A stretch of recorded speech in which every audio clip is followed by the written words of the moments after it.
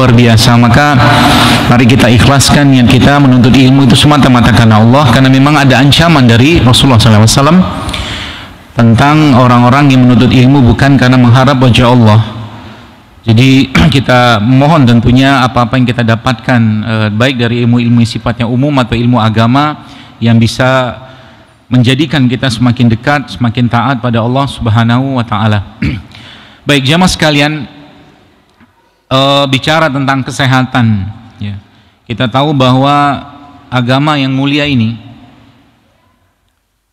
memberikan banyak sekali pedoman kepada kita semua tentang bagaimana cara menjaga kesehatan. Dan sebenarnya Allah sendiri sudah memberikan isyarat kepada kita tentang itu. Isyarat-isyarat yang kalau kita perhatikan, maka di situ ada sesuatu yang menarik kalau kita mau kaji di sana. Contoh, salah satu yang disebutkan Allah dalam Al-Quran yang sering kita baca waktu bulan Ramadan, ayat tentang puasa, auzubillahi minasyaitonirrajim, ya ayyuhallazina amanu kutiba alaikumusiyam kama kutiba alal ladzina min qablikum la'allakum tattaqun. Allah di situ menjelaskan bahwa kami wajibkan kepada kalian berpuasa sebagaimana orang-orang sebelum kalian pun diwajibkan, ya, min qablikum, sebelum kalian. Kata-kata min qablikum itu pun menjadi sebuah catatan penting untuk kita, karena kita tahu bahwa para rasul itu ketika mereka membawa syariat dari Allah, maka syariat dari rasul sebelumnya itu dihapus. Tapi puasa itu sendiri ternyata tidak dihapus oleh Allah. Dan ayat itu berlanjut, kalau kita lihat di ayat berikutnya Allah mengatakan atau berfirman kepada kita, wa antasumu khairul lakum in kuntum ta'lamun. Dan puasa itu lebih baik bagimu jika engkau mengetahui. Jadi itu salah satu, ya,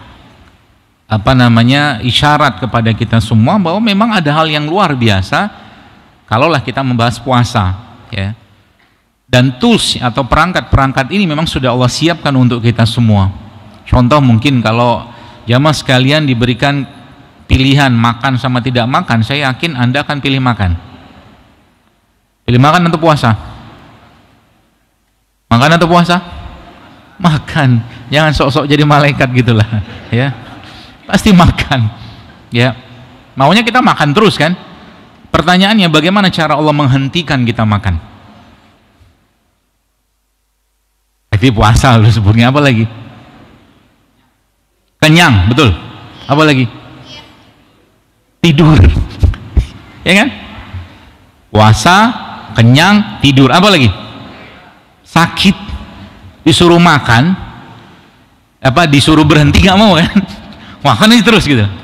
Ditarik sama Allah selera makan itu di lidah kita itu, sehingga akhirnya nggak ada selera makan. Kan puasa kan akhirnya kan? Caranya Allah. Maka kata Nabi SAW, kita tahu bahwa Rasulullah menjelaskan kepada kita bahwa keadaan seorang beriman itu spektakuler gitu kan, ajib kata Nabi, luar biasa, mengagumkan. Dapat ujian dia syukur, dapat nikmat dia sabar, dua-duanya ada keutamaan, ya. Maka sering saya bilang, kalau sehatnya kita tak membuat kita makin taat atau semakin dekat sama Allah, mungkin sakit lebih baik untuk kita, supaya sadar nikmatnya kesehatan. Ya, saya udah mungkin dari tahun berapa saya memberikan kajian-kajian seperti ini tuh.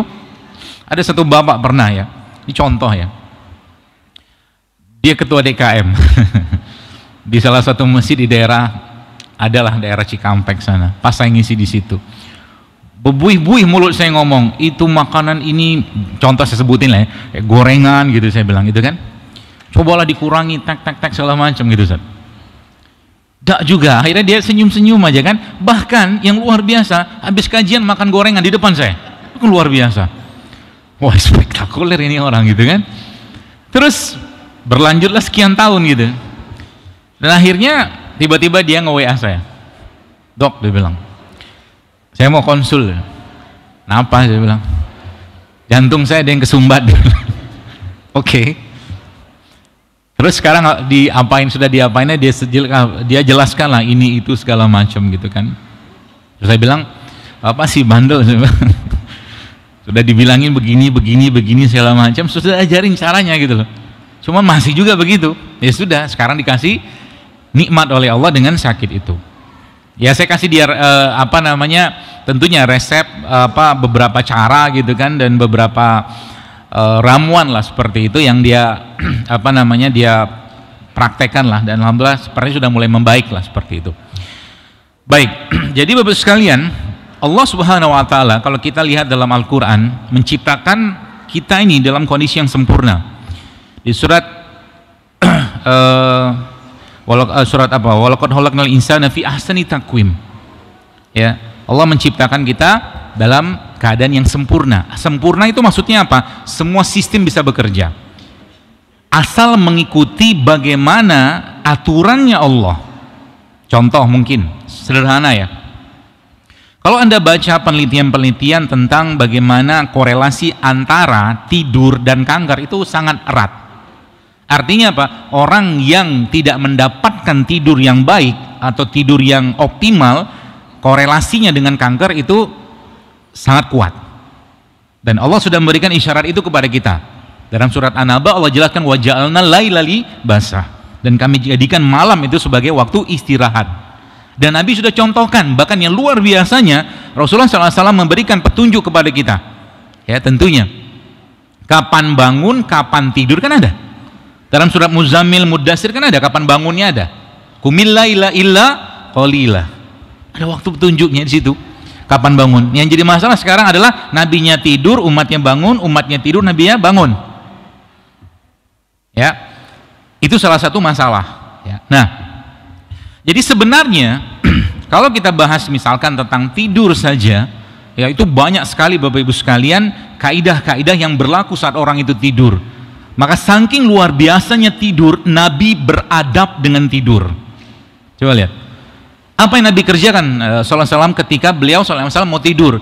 Kan berzikir, meruqyah dirinya. Saking luar biasanya manfaat efek dari tidur itu untuk tubuh kita. Itu contohnya. Jadi prinsipnya apa? Kesempurnaan tubuh kita ini baru bisa berlaku kalau kita mengikuti rules-nya Allah, aturannya Allah. Ya, itu contoh begitu. Contoh mungkin orang yang tidak pernah lihat matahari, bahaya buat tubuhnya. Orang yang nggak lihat matahari. Jadi bagi Anda mungkin yang bekerja, yang mungkin qadarullah harus berangkat lebih awal, katakanlah, mata Anda harus melihat matahari itu terbit atau sinar matahari. Sebab apa? Kalau nggak switch on dia, atau dia nggak switch off. Ya, malam itu ketika malam kayak begini nih kan, otak kita kan berubah settingan. Sistem yang berlaku adalah sistem yang namanya parasimpatik kalau dalam dunia kedokteran. Malam, kalau paginya atau siangnya itu sistem simpatik, sistem alert, waspada, seperti itulah. Nah, makanya sunnatullah ini ya kita ikutin saja. Jadi bagaimana nabinya tidur dan bagaimana nabinya makan, ya, dan bagaimana nabi dalam keseharian itu kalau kita ikutin itu masya Allah Bapak sekalian.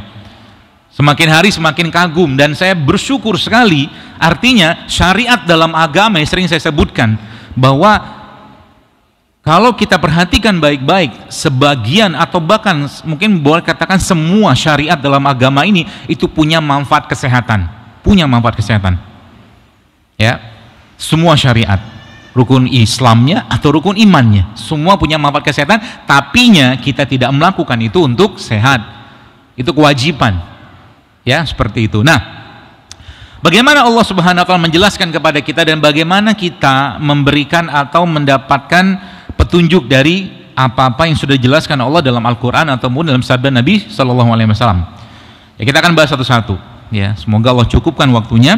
Yang pertama tentang bagaimana tubuh kita ini terbuat.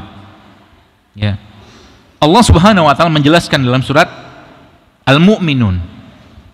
Allah bilang, Allah berfirman begini, walaqad khalaqnal insana min sulalatin min tin, kata Allah. Dan kami ciptakan manusia dari segumpal tanah liat. Jadi tanah ketemu air gitu loh. Dan itu kalau kita tarik lagi dari perjalanannya atau mungkin kisahnya Nabi Adam ini menarik, ya. Nabi Adam itu kan diciptakan Allah dengan tangannya Allah sendiri. Itu kisah penciptaan Nabi Adam itu kalau Anda baca dalam riwayatnya itu menarik karena memang di situ ada iblis ya, yang melakukan penelitian tentang Nabi Adam sebelum Nabi Adam dimasukkan ruhnya oleh Allah Subhanahu wa taala. Jadi ada beberapa kesimpulan iblis laknatullah alaih tentang Nabi Adam. Kenapa orang ini makhluk kok istimewa sekali, kata iblis. Ya. Dan salah satu kesimpulan iblis di situ yang disebutkan dalam hadis itu adalah bahwa memang manusia atau makhluk ini nggak jauh-jauh dari urusan perut, kata iblis. Nggak jauh-jauh dari urusan perut. Kemudian nggak jauh-jauh dari urusan emosi, syahwat, seperti kata iblis begitu. Ya. Jadi memang sudah ada penelitian tentang Nabi Adam oleh makhluk terkutuk itu. Ya.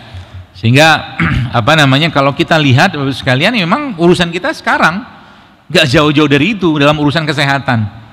Ya, coba lihat masalah obesitas katakanlah, atau masalah penyakit-penyakit kronik degeneratif katakanlah, itu nggak jauh-jauh dari urusan makan. Karena apa? Karena memang dosa pertama yang dilakukan Nabi Adam alaihissalam pun, ya, itu kaitannya dengan makanan. Makan apa? Buah. Buah apa? Siapa bilang namanya khuldi? Gak ada ceritanya khuldi. Kan dalam Al-Quran bahasa Allah syajaratul khuld. Khuld itu kan kekal. Tapi buah dari pohon itu bukan buah khuldi namanya. Ya, nanti tanya sama Ustaz Rosi itu. Ya, nggak ada ceritanya itu buah dari itu. Nah, yang menarik sebenarnya, ya, beberapa waktu lalu saya memang ada diskusi dengan ya guru saya juga lah. Teman diskusi saya, pertanyaannya kenapa Nabi Adam makan buah itu yang keren.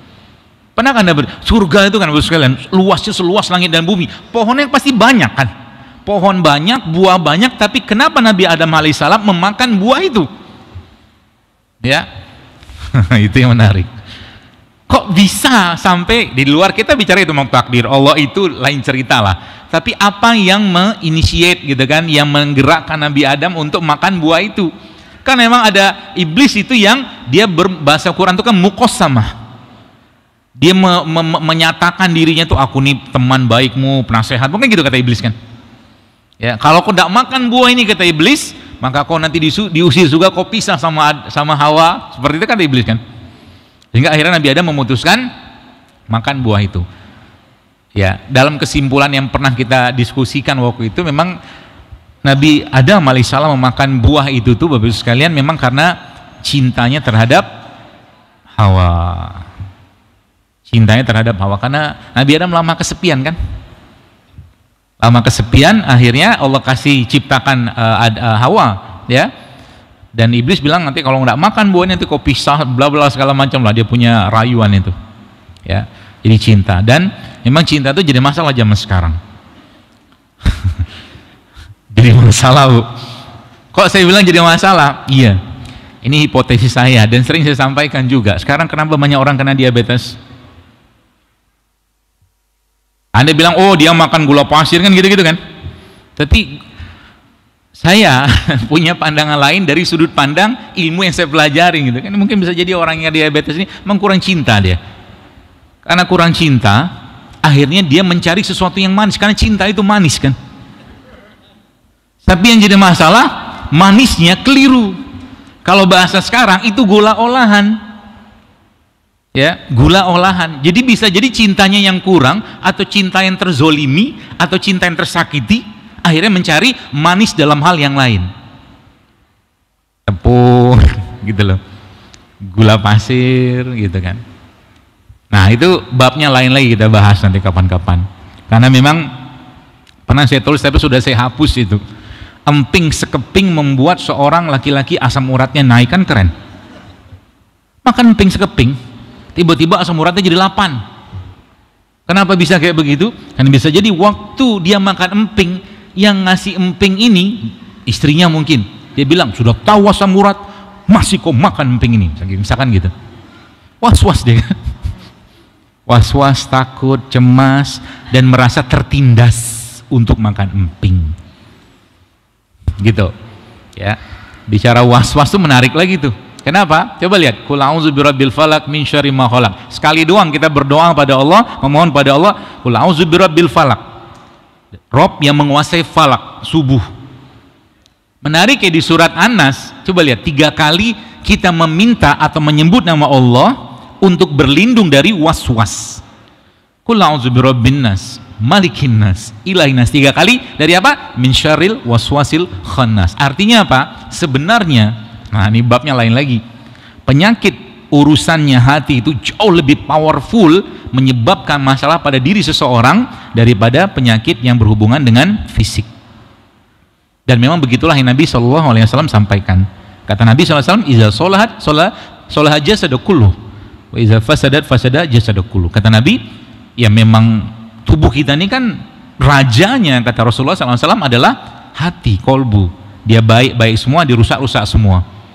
Ya, seperti itulah. Nah, kembali ke itu tadi Bapak sekalian. Maka dalam surat itu Allah menjelaskan kepada kita semua bahwa manusia diciptakan Allah dari tanah.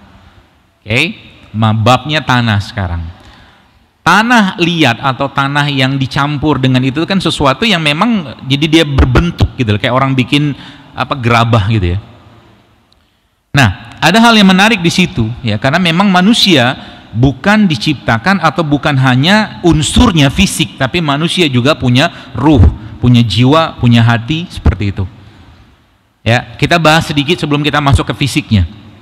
Ya, nah, beberapa waktu ini memang saya mendalami dan mencoba melihat sebenarnya bagaimana korelasi antara kolbu ya atau hati itu dengan fisik. Ini contoh. Adalah beberapa waktu lalu seorang mbak-mbak lah bersama orang tuanya datang ke saya. Datang kemana? Datang ke kafe. Kafe yang Ustadz Rosi sudah ke sana kemarin. Kemarin ada satu rombongan ibu-ibu pengajian dari Bintaro, satu bus datang ke sana. Tempatnya kecil, jadi seada-adanya aja. Nah, dia judulnya nggak sengaja konsul. Memang saya ke situ juga kadang-kadang kalau pas kosong saya ke sana, kalau enggak ya nggak ke sana. Ceritalah anaknya ini kena tumor payudara. Ya. 2 pula, sebelah kanan sama sebelah kiri. Pertanyaan saya cuma satu kepada si mbak tadi, dulu kamu siapa yang ngasuh? Saya bilang, dulu siapa yang ngasuh? Saya bilang, waktu kecilnya. Langsung tertunduk dia. Ternyata yang ngasuhnya neneknya. Emang salah? Enggak salah ya. Dan ternyata ceritanya memang panjang itu ya. Kamu selama diasuh sama nenek itu, kamu dapatkah judulnya mungkin hak asuh kamu dari bapakmu? Saya bilang enggak. Dia bilang enggak, karena bapaknya pindah kerja sini situ segala macam ya, bolak pekerja pun dia, intinya dia jarang atau kurang mendapatkan kasih sayang dari bapaknya. Ibunya juga sama bekerja. Itu panjang ceritanya tuh, selalu begitu tuh kaitannya, apalagi kaitannya dengan tumor-tumoran. Biasanya kanker segala macam tuh relate-nya umumnya sama itu, salah satunya, tapi banyak yang lain. Ya sudah, saya bilang memang harus diperbaikinya dulu ya, karena memang saya bilang ini bukan masalah tumor payudaranya saja. Saya bilang ada hal yang berkaitan dengan hak kasih sayangmu yang tidak kamu dapatkan dari kedua orang tuamu gitu. Obatnya apa? Ya orang tuanya, dia pun mengikhlaskan, salah satunya memaafkan orang tuanya pun minta maaf sama dia. Mulai dari situ. Jadi zona pengasuhan itu Bapak sekalian ya, zona pengasuhan atau masa mungkin bahasa sekarang tuh inner child itu efek kesehatannya luar biasa, sangat luar biasa ya. Jadi itu menjadi sebuah hal yang buat saya itu agak-agak sedikit mengerikan sebenarnya ya. Kalau seandainya anak tidak mendapatkan hak kasih sayangnya atau hak asuhnya dari orang tuanya ya. Makanya ada lagi tuh ibu-ibu lagi datang waktu itu, dia kerja yang memang harus shift ya, tanya konsulnya judulnya tentang promil gitu kan, pengen hamil. Terus saya bilang sama dia, Bu kerjanya begini. Oh oke, suami kerjanya Pak sama-sama juga shift-shiftan. Ya wajar, saya bilang, lebih baik Anda nggak usah punya anak, saya bilang, sebab kalau Anda punya anak, saya bilang pasti akan dititipkan, kecuali salah satu mau mengalah ya, karena kasih sayang itu haknya anak, kalau itu nggak dapat itu bisa jadi masalah dalam tubuhnya, bukan hanya masalah penyakit ya, banyak lagi yang lain itu, saya nggak cerita di sini sekarang. Baik, kembali ke tanah air Ibu sekalian. Maka kalau sistem itu bekerja, dia bisa melakukan semuanya dengan sangat sempurna kalau kita ngerti toolsnya ya. toolsnya. Bahkan tubuh kita itu kita tahu dia self repair, dia bisa memperbaiki dirinya sendiri, dia bisa self eating. Self eating itu dia memakan sel-sel yang rusak, ya. Dia bisa apalagi self regenerate, dia bisa regenerasi sel, asal apa? Asal bahan bakunya benar, itu aja. Ya, asal bahan bakunya benar dan pikirannya, hatinya terjaga. Itu prinsipnya. Ya. Makanan yang sehat sekalipun, enak sekalipun, kalau dalam kondisi seseorang itu tidak nyaman hatinya, tidak akan terasa enak, Bapak sekalian. Itu efek hati itu kayak begitu. Ibu-ibu yang masak misalkan dengan takaran gramasi bahan-bahan sesuai dengan yang tertulis, masak dalam kondisi dongkol, nggak enak tuh masakan. Betul kan? Ada hati di situ. Nah sayangnya kita nih zaman sekarang, kadang-kadang aktivitas ibadah pun rasanya hilang. Ya, kenapa? Terlalu banyak toksinnya. Ya, toksin-toksin emosi, toksin hati yang jauh lebih banyak sebenarnya daripada toksin yang masuk dari makanan atau minuman. Nah, Allah Subhanahu wa taala memberikan kepada kita Bapak sekalian cara itu ya untuk memperbaikinya. Ya. Kalau ditanya berarti bagaimana caranya memperbaiki itu? Katakanlah begitu. Gampang. Yang pertama, toksin hatinya dulu kan. Ya, toksin hatinya dulu. Ya, racun hatinya atau ya kalau racun itu mungkin agak-agak serem, tapi toksin lah mungkin bahasanya. Ya. Bagaimana cara menghilangkannya? Banyak caranya. Contoh mungkin Nabi menjelaskan kalau hati keras, kata Nabi ada yang mengadukan kepada Nabi SAW, dia berkata bahwa ya Rasulullah, hatiku keras. Kata Nabi apa? Berikan makan orang miskin, kata Nabi. Ya, atau usaplah kepala anak yatim. Itu salah satu tipsnya, kata Nabi. Apalagi banyak dalam Al-Quran Allah jelaskan, ya, bahwa Al-Quran itu wa nunazzilu minal Quran ma huwa syifaa'un wa rahmatul lil mu'minin, kata Rasul, kata Allah.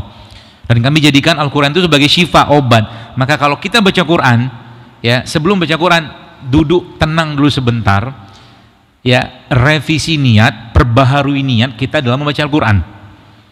Apa niat utamanya? Tentunya mengharap wajah Allah Subhanahu wa taala. Apa niat berikutnya? Terserah Anda mau tambahkan apa. Ya Allah, contoh ya, jadikan setiap huruf yang kubaca ini ya Allah menghilangkan penyakit hatiku. Boleh nggak? Boleh.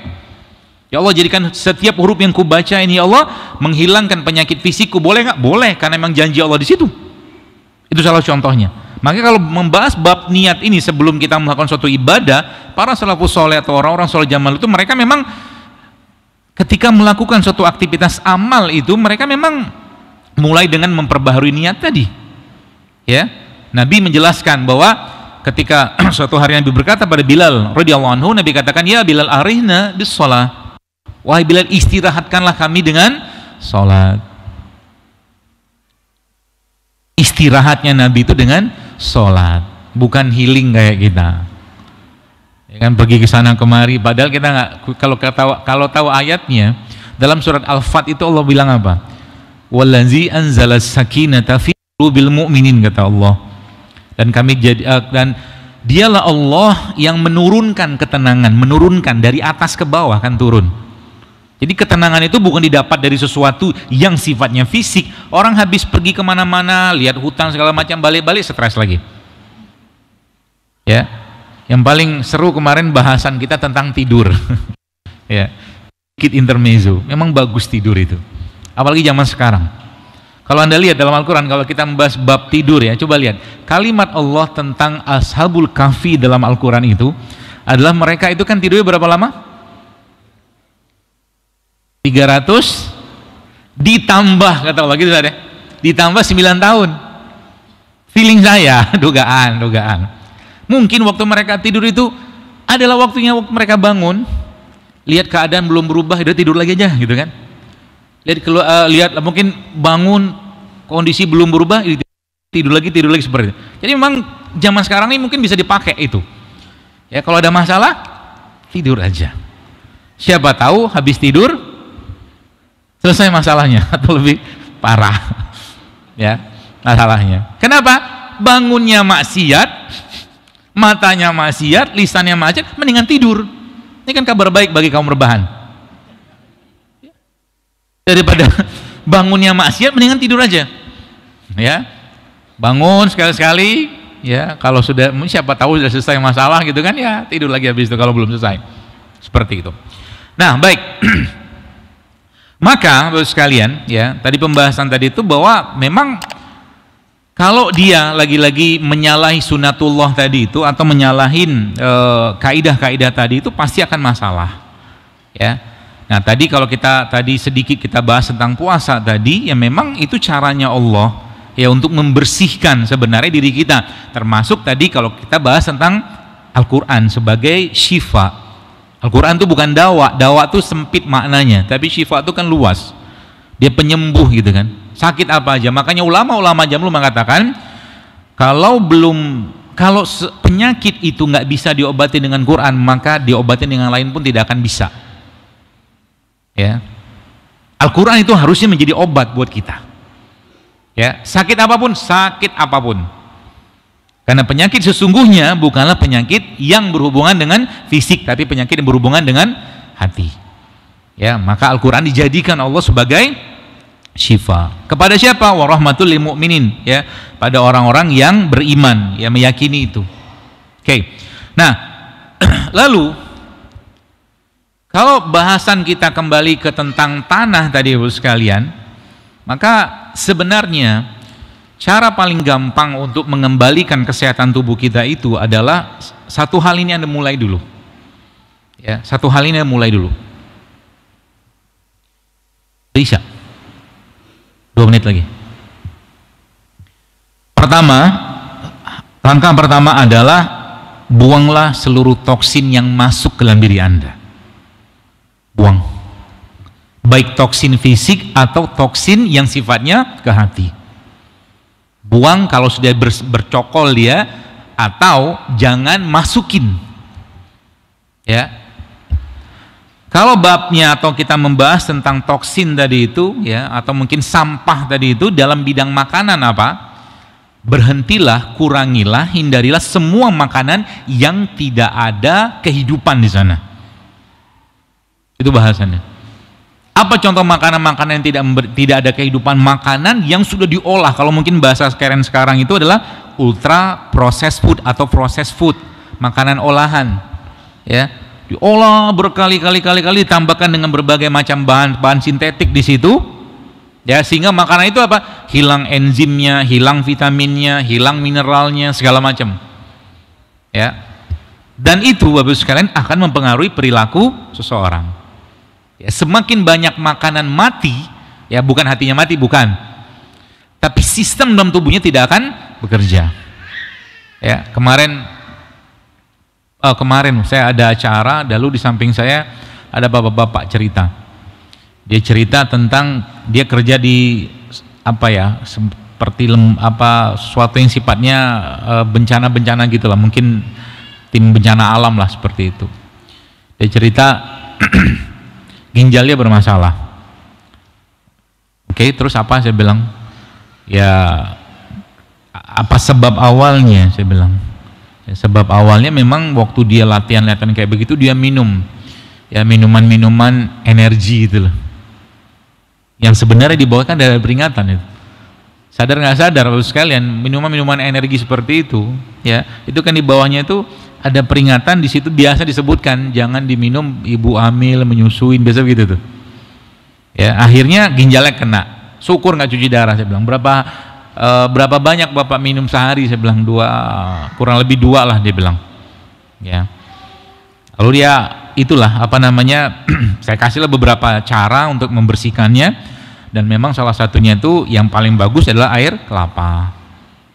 Air kelapa tuh air yang paling baik dalam membersihkan ginjal. Mau kelapa muda, mau kelapa tua, setengah tua, boleh aja. Bahkan saya sering bilang, ya, daripada ngeluarin uang cukup banyak beli kelapa muda, kan 10.000 sebiji, mendingan beli kelapa tua. Bahkan dibuang-buang airnya. Itu air jauh lebih baik daripada air isotonik manapun yang ada di supermarket. Isotonik deh. Isotonik itu tonisitasnya sama tubuh kita, ya, itu air kelapa. Air kelapa apa? Tua boleh, muda boleh, tapi ya saya lebih senang kadang-kadang kalau ketemu lebih senang air kelapa tua aja. Ya, minum aja terus setiap hari. Ya, kalau ada masalah misalkan kita terlalu banyak sampah-sampah yang masuk ya dalam tubuh kita. Itu salah satu caranya. Ya. Nah, lalu ya kembali tadi toksin tadi sekalian. Stop ya. Dan yang paling banyak bikin masalah memang salah satu di zaman sekarang ini adalah terjadinya lonjakan gula. Lonjakan gula setelah orang mengkonsumsi makanan-makanan olahan terutama mengandung gula tinggi. Udah azan. Baik, kita cukupkan dulu karena sudah masuk waktu azan, nanti kita sambung lagi habis sisa sampai jam berapa? Hah? Sampai jam 10. Ya, ente puas, aneh lemas. Ya, baik, kita tutup dulu. Subhanakallahumma bihamdika asyhadu an la ilaha illa anta astaghfiruka wa atubu ilaik. Assalamualaikum warahmatullahi wabarakatuh.